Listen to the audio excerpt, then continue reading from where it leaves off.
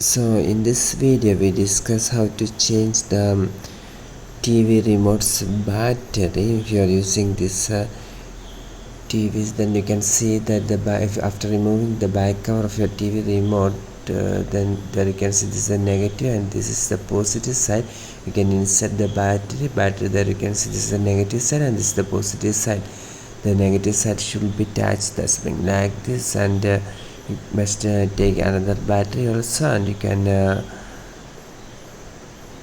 put like this. The negative portion will touch the spring in the remote. You must insert like this. After that you can close the cover and you can operate your TV. Hope this video helps you. For more videos like this, you can subscribe and stay with Engineers World Online. Thank you.